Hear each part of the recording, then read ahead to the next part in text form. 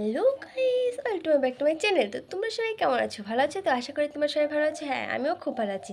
So আজকে করবো আমরা তালের ক্ষীর দুধ দিয়ে। আর এটা কীভাবে করতে হয় তোমাদেরকে সবাই আমি দেখাবো। আর চলো, তারটা ফার্স্টে আমি এটা ছুলিয়ে নিব। দেখেছো কি সুন্দর, খুব সেন্ট।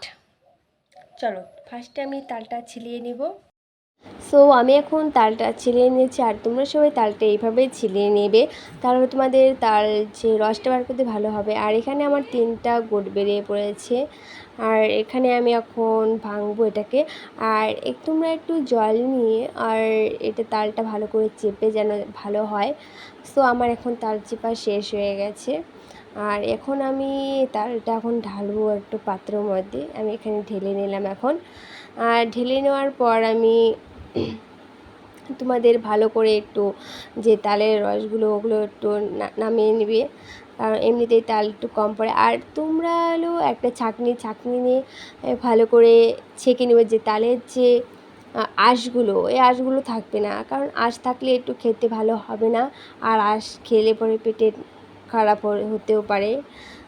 আর তোমরা ভালো করে এই তালের রসটা বের করে নেবে।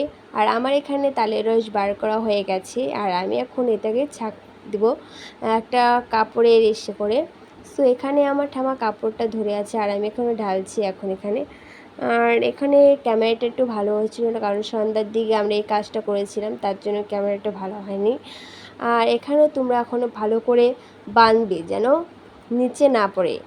আর তোমরা যে দেখছো এই জলটা যে বেরোচ্ছে, ওই জলটা তোমরা কেউ কিন্তু নিবে না, ওই জলটা ফেলিয়ে দিতে হবে।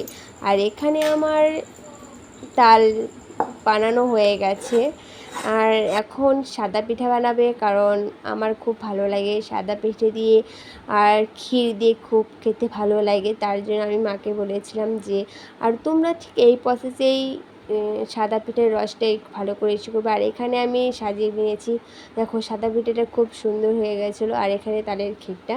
সো তোমাদের ভিডিওটা কেমন লেগেছে? ভালো লেগেছে তো?